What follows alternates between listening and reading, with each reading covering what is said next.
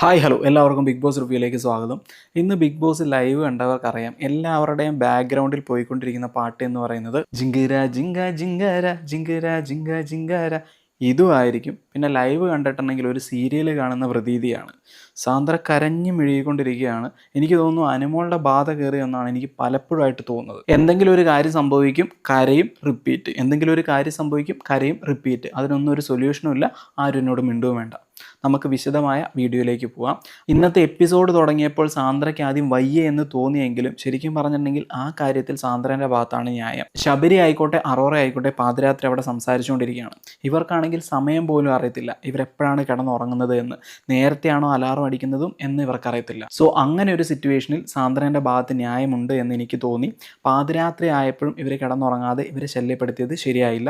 സാന്ദ്ര എന്താണ് ചെയ്തത് എന്നതാണ് എനിക്ക് അത്ഭുതപ്പെട്ടത്. പുള്ളിക്കാരി പുറത്തു പോയി കിടന്നുറങ്ങി. പ്രതിഷേധാർത്ഥമായിരിക്കും സാന്ദ്ര പുറത്തു പോയി കിടന്നത്. അത്രയും വേണമായിരുന്നു എന്ന് എനിക്ക് തോന്നി. ഈ കാര്യത്തിൽ സാന്ദ്രൻ്റെ ഭാഗത്താണ് ന്യായമെന്ന് പറയാൻ പുള്ളിക്കാരി ഇതിനു മുന്നേയും പറഞ്ഞിട്ടുണ്ട്. അപ്പോൾ സൈ ഇട്ടിട്ടാണ് പറയുന്നത്. സോ പുള്ളിക്കാരിൻ്റെ അടുത്ത് ന്യായമുണ്ടായിരുന്നു. പക്ഷേ കനി എന്നാലും സാന്ദ്രൻ്റെ ഓപ്പോസിറ്റ് നിൽക്കാനാണ് താല്പര്യപ്പെടുന്നത്.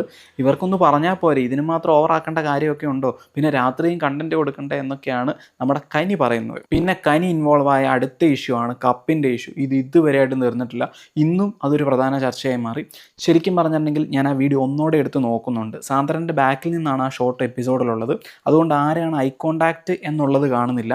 കനിനെ നോക്കുന്നത് പോലെയാണ് എനിക്ക് തോന്നിയത്, ഗാനാ വിനോദിനെ നോക്കുന്നത് പോലെയാണ് എനിക്ക് തോന്നിയത്. ഒരു പക്ഷേ കനി സംസാരിച്ചുകൊണ്ടിരുന്നപ്പം മേ ബി ഐ കോണ്ടാക്ട് കൊടുത്തു കാണില്ല. അതിന് ഇത്രയും വലിയ പ്രശ്നം ഉണ്ടാക്കണമായിരുന്നു എന്നാണ് എൻ്റെ ചോദ്യം. പിന്നെ സാന്ദ്ര പിള്ളേരെയൊക്കെ വെച്ച് സത്യം ചെയ്യേണ്ട ഒരു ആവശ്യം ഉണ്ടായിരുന്നില്ല. ശരിക്കും പറഞ്ഞിട്ടുണ്ടെങ്കിൽ ഗാനാ വിനോദിൻ്റെ സ്റ്റൈലിൽ തന്നെയാണ് സാന്ദ്രനോട് സംസാരിച്ചത്. അത്ര വോയിസ് റേസ് ആയിട്ടൊന്നും ഞാൻ അവിടെ കണ്ടില്ല. ഇതെല്ലാം കൂടെ വെച്ചിട്ട് എനിക്ക് തോന്നുന്നു സാന്ദ്ര ഒരു ഡിപ്രഷൻ സ്റ്റേജിലേക്ക് പോയിക്കൊണ്ടിരിക്കുകയാണോ എന്ന്. ആദ്യം പ്രജിൻ പോയി, പിന്നെ സംസാരിച്ചുകൊണ്ടിരുന്ന വിയാന പോയി, രമ്യ പോയി. ഇപ്പോൾ സാന്ദ്രയ്ക്ക് അധികം ആരും സംസാരിക്കാനില്ല. പാറുവിനെ ആണെങ്കിൽ നല്ല ഡൗട്ടുണ്ട്. കൂടെ ഉണ്ടായിരുന്ന ദിവ്യ ആണെങ്കിൽ എതിർ ടീമിൽ ചേരുകയും ചെയ്തു. അതിനുശേഷം വീക്കിലി ടാസ്ക് വരികയാണ് ചെയ്തത്. ഇപ്രാവശ്യത്തെ വീക്കിലി ടാസ്ക് എന്ന് പറയുന്നത് ഒരു ദംഷരാഡ്സ് പോലെയാണ്. ഇവർ ആക്ടിവിറ്റി ഏരിയയിൽ പോകും, അവർക്ക് അവിടെ പാട്ടിട്ട് കൊടുക്കും, ഇവരെ സ്ക്രീനിലൂടെ കാണിക്കും. ഹൗസിലിരുന്നിട്ട് ഇവർ ജഡ്ജ് ചെയ്യണം ഏത് പാട്ടാണ് എന്ന്, ഇവർ ഡാൻസ് കളിക്കുന്നതിനനുസരിച്ച്. ഏത് ടീം ആദ്യം പോകണം എന്ന ഒരു ആശയക്കുഴപ്പത്തിൽ ക്യാപ്റ്റനും കൂടെ ഇടപെട്ടിട്ട് ആ പ്രശ്നം വലുതാക്കുന്നതായിട്ടാണ് എനിക്ക് കാണാൻ കഴിഞ്ഞത്. അതിൻ്റെ ഇടയ്ക്ക് FJ പൊട്ടിത്തെറിക്കുന്നത് കാണാനിടയായി. ഈവൻ വിക്രത്തിനോടടക്കം. അവിടെ FJ ചോരത്തളപ്പാണ് എന്ന് തോന്നുന്നു, എന്തൊക്കെയോ സംസാരിക്കുന്നതായിട്ടാണ് കാണാൻ കഴിഞ്ഞത്. അങ്ങനെ ആ പ്രശ്നങ്ങൾക്ക് ശേഷം ആദ്യമായി പോയത് വിക്രത്തിൻ്റെ ടീമാണ്. ശരിക്കും പറഞ്ഞിട്ടുണ്ടെങ്കിൽ അവർ അടിപൊളിയായിട്ട് ചെയ്തിട്ടുണ്ടായിരുന്നു. വിക്രത്തിൻ്റെയും അറോറേൻ്റെയും പെർഫോമൻസിനെ കുറിച്ച് പറയാതിരിക്കാൻ വയ്യ. ഈവൻ 2 മണിക്കൂർ എത്രയോ മിനിറ്റ്സ് ആണ് അവർ ഡാൻസ് തന്നെ കളിക്കേണ്ടതായിട്ട് വന്നത്.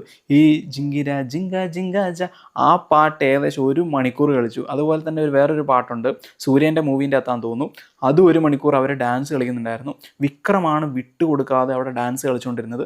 അറോറയെ നന്നായി സപ്പോർട്ട് ചെയ്തിട്ടുണ്ടായിരുന്നു. സുഭിക്ഷ നന്നായി ജഡ്ജ് ചെയ്യുന്ന കാര്യത്തിൽ സൂപ്പറായിരുന്നു എന്നും പറയാതിരിക്കാൻ വയ്യ. പിന്നെ രാത്രി ആയപ്പോഴേക്കും കുറേ പേര് പുറത്ത് കിടക്കുന്നതായിട്ട് കാണാനിടയായി. ശരിക്കും പറഞ്ഞിട്ടുണ്ടെങ്കിൽ ഗാനാ വിനോദ് അവിടെ ഇടപെടണമായിരുന്നു. നിങ്ങൾ എന്തുകൊണ്ടാണ് പുറത്ത് കിടക്കുന്നത്? നിങ്ങൾക്ക് എന്തെങ്കിലും പരിപാടി നടത്താനാണെങ്കിൽ നമുക്ക് അകത്ത് വെച്ച് നടത്തിക്കൂടെ? ഈവൻ ബാക്കിയുള്ള കണ്ടസ്റ്റൻസിനോട് ചോദിച്ച് നമുക്കത് നടത്തിക്കൂടെ എന്ന് ഗാനാ വിനോദ് അവിടെ ഇടപെട്ട് സംസാരിക്കേണ്ടതിന് പകരം അവരുടെ കൂടെ കൂടി അവിടെ കഥയും പറഞ്ഞുകൊണ്ടിരിക്കുന്നതായിട്ടാണ് കാണാൻ കഴിഞ്ഞത്. ഇത് നൈസായിട്ട് സാന്ദ്രയ്ക്ക് കൊട്ടുകൊടുക്കാനാണെങ്കിലും ഇവരെല്ലാം ഇങ്ങനെ ചെയ്യുന്നത് വഴി സാന്ദ്രൻ്റെ ഓപ്പോസിറ്റായിട്ട് ഇവരെല്ലാം നിൽക്കുകയും ചെയ്യും. സാന്ദ്ര ഇവിടെ ലൈം ലൈറ്റ് നിൽക്കുന്നത് ചെയ്യുന്ന ഒരു അവസ്ഥയിലേക്കാണ് പോയിക്കൊണ്ടിരിക്കുന്നത്. അങ്ങനെ പോയിട്ടുണ്ടെങ്കിൽ സാന്ദ്രയ്ക്കാണ് അവിടെ മൈലേജ് കൂടുന്നത് എന്നുകൂടി പറഞ്ഞുകൊള്ളട്ടെ. സോ ഇത്രയേ ഉള്ളൂ ഇന്നത്തെ video. Thank you for watching.